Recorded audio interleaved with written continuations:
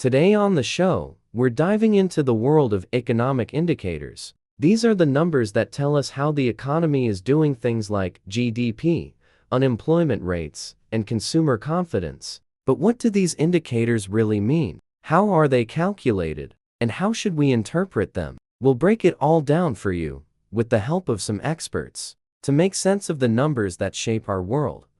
EARTHSHOCK. The first time I met Marcus Chen, the ground was literally shaking and I was trying not to die at 5,000 feet. I'm Adrian Santos, 29, helicopter search and rescue pilot for the Nevada National Guard. I've logged 3,000 hours over desert, mountain, and canyon. I've pulled people off cliff edges, extracted hikers from flash floods, and landed on rooftops in wind that would make most pilots ground themselves. But nothing, and I mean nothing, prepared me for Marcus Chen appearing on my radio at 11:47 a.m. on a Tuesday in October, telling me the ground beneath Las Vegas was about to split open. Search and Rescue 1. This is UNLV Seismic Center. His voice was tight, professional, carrying the kind of controlled panic that only comes from knowing exactly how bad things are about to get. We're reading precursor activity at the Spring Mountain Fault. You need to get south of the city immediately. Copy that, I responded, already banking my Bell 407 helicopter south. How bad we talking? Bad. We're looking at probable 6.0 to 6.5 magnitude event within the next 6 to 8 hours. The whole southern perimeter needs to be cleared. Can you coordinate evacuation sweeps on the residential zones? 6 to 8 hours. 1 earthquake. A city of 2 million people. That was when my radio crackled again. Adrian, this is Marcus. I'm going to be on ground coordinating with emergency management. When you clear those zones, I need you to land at UNLV. We have data servers that contain 3 years of seismic research. If that facility goes down, we lose the prediction models we've been building. We lose the early warning system. You're telling me you want me to land during a pre-earthquake window to save your computer servers? I'm telling you that if we lose that data, the next earthquake, and there will be a next one, we won't see it coming. His voice softened just slightly. I know what I'm asking, but yes, I need you. I should have said no. I should have told him that flying during seismic precursor activity was insane. That data could be rebuilt, but lives couldn't. I should have stuck to protocol.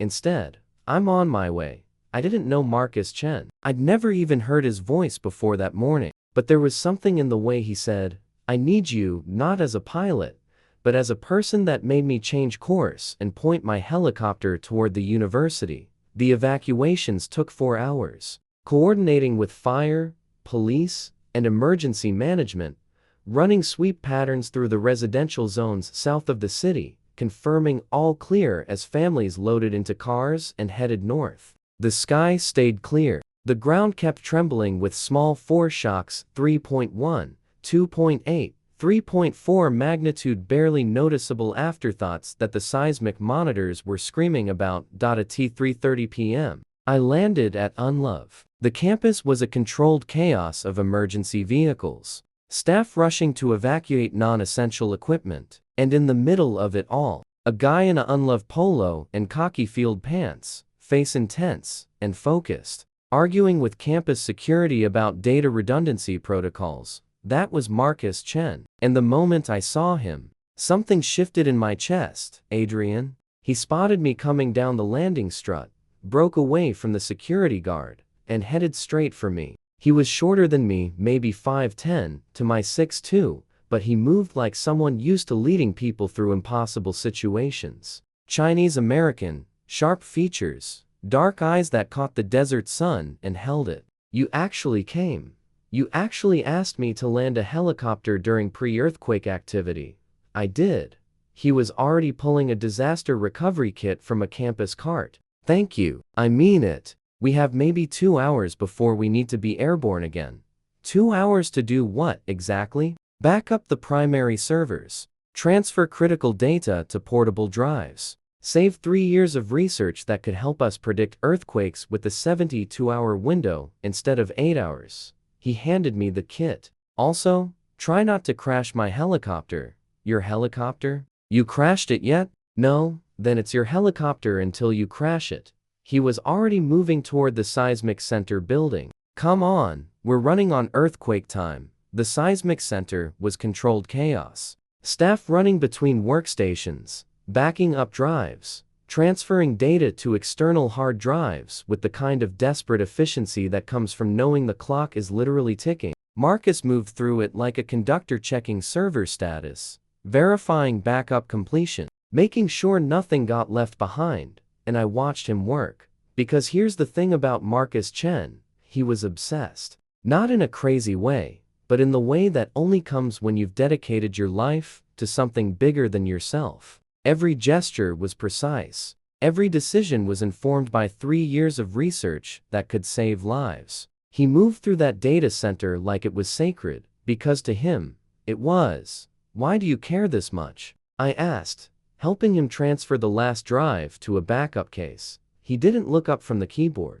Because in 1906, the San Francisco earthquake killed over 3,000 people. Because in 1995, Kobe killed nearly 7,000. Because in 2011, Tohoku took over 20,000 lives. And because we finally have the technology and the data to see them coming. He turned to face me. If I can predict the next one, even by a day, even by an hour, it can save lives. That's worth caring about, even if it means flying through an earthquake warning. Especially then, he smiled, and it transformed his entire face. Less intense scientist, more human, more vulnerable. I'm terrified, by the way. I've never been in a helicopter during seismic activity. I get motion sickness on regular flights. But the data matters more than being scared. That's the insanest thing I've heard all week. Yet, you're here. Yeah, at his eyes. I am. The first real quake hit at 4:15 p.m. 4.8 magnitude, a warning shot. The entire building swayed. Server cases shifted. Marcus grabbed my arm to stay upright, and I felt the tremor run through him, fear mixed with determination. We have to go, I said. Now. One more drive, Marcus. We go now, or we don't go at all. He looked at me for half a second, then grabbed the case and nodded. We ran for the helicopter through the shaking campus, past emergency responders securing equipment, into the Bell 407 that was my responsibility and suddenly also my life raft. I fired up the engines. The rotors started spinning. Another tremor hit 4.2 magnitude and the ground beneath us rippled like water. Hold on, I said. To what? Me. The seat. Anything. Marcus grabbed my shoulder as I lifted off the ground. The city fell away beneath us, Las Vegas, bright and surreal in the afternoon sun, beautiful and fragile and about to shake itself apart. Talk to me, Marcus said, and I realized his voice was shaking. Tell me something real, so I don't think about the fact that we're flying through an earthquake. Like what? Like why you became a pilot. I banked the helicopter south, away from the city, into clear air. My father was Air Force, Chile-born, came to the US and joined the military, flew rescue missions everywhere, Central America, the Middle East, disaster zones. When I was 7, he told me flying was the only thing that made him feel like he could actually save people, make a real difference. I paused. He died in a crash in Guatemala when I was 16. Rescue mission for earthquake victims. Adrian, I'm sorry, so I got his wings tattooed on my ribs, and I became a pilot. Because if flying kills you, you might as well be flying towards someone who needs you. I glanced over at him. Your turn. Tell me something real. The ground shook again.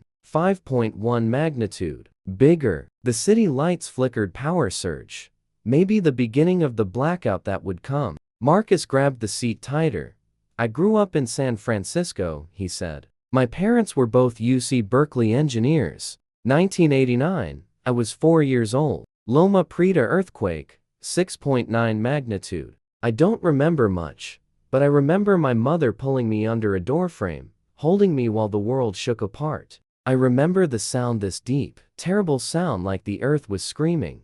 He took a breath. After that, she became obsessed with earthquake science. Made sure I understood how to predict them, how to survive them, how to use science to warn people. It became my mission too. We're obsessed because we know what happens when earthquakes Come without warning, so we're both here because someone we love decided that saving people was the most important thing in the world. Yeah. He looked at me. We're both crazy. Absolutely batshit insane, I agreed.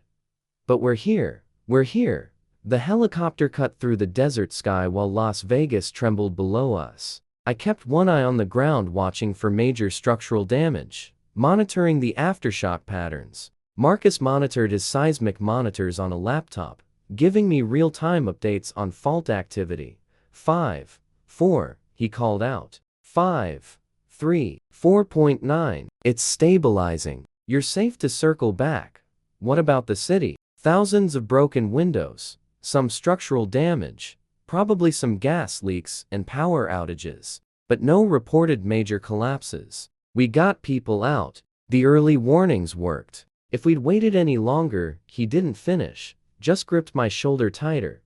I landed the helicopter at Nellis Air Force Base, the safest place in a 300. I looked at him, dark eyes intense, face flushed from adrenaline, completely focused on me instead of on the seismic data that was probably streaming to his phone. My father would say I found someone worth flying for, someone obsessed with saving people. Just like he was. Adrian, no, listen. I don't know if you feel what I feel right now. I don't know if this is just adrenaline and survival, but I know that the moment you asked me to land during an earthquake warning, I knew I'd follow you anywhere. I know that watching you work in that data center, seeing how much you care, made me feel less alone. And I know that flying through a magnitude 5 earthquake with you felt like the most right thing I've ever done. Marcus was quiet for a long moment. Then, are you seeing anyone? No, are you? No. He reached over, took my hand. I was supposed to be focused on seismic data, not on the pilot. I was supposed to care about equations more than about you. But somewhere between get airborne now and tell me something real, I stopped being able to care about equations. I pulled him closer, kissed him right there in the helicopter on the ground at Nellis Air Force Base while the earth was still settling from a magnitude 5 earthquake. His hand came up to my neck, fingers threading into my hair, and he kissed me back like someone who just realized they were alive. When we broke apart, he was smiling. So this is happening. This is happening. Even though I get motion sickness? Especially because you get motion sickness and you flew through an earthquake anyway. 6 months later, the Spring Mountain fault stabilized. Marcus published his data on the 72-hour warning window. It got picked up by the USGS, by seismic centers worldwide, by news outlets calling him hero scientist. He handled it all with the same quiet focus he brought to everything, documenting it. Moving on, going back to work. I went back to flying search and rescue. But now, when I came home, Marcus was there. In the apartment we'd found together in Henderson. In the kitchen, he'd redesigned to maximize sunset views. In the bed we'd made on a Tuesday afternoon. That turned into the most important moment of my life. 1 year after the earthquake, I proposed on the roof of the UNLV Seismic Center. He said yes before I even finished the question. His hand was shaking so badly he dropped the ring, and I had to crawl across the roof to retrieve it, while he laughed and cried simultaneously. This is insane, he kept saying. Yeah, I agreed, sliding the ring on his finger. Absolutely batshit insane. Worth it though? Every second. On our wedding day, 2 years after the earthquake, on the same date, we released a joint statement about earthquake preparedness and disaster response protocols. Our wedding website had a link to Marcus's research. Our registry asked for donations to earthquake relief organizations, because that's who we are. We save people. We care obsessively about things bigger than ourselves. We fly toward danger and dig through data to find meaning in chaos. We were meant to meet in an earthquake. We were meant to fall in love on a helicopter. We were meant to spend our lives preparing for the next disaster, and the person who'll stand beside us when it comes. My father would be so proud.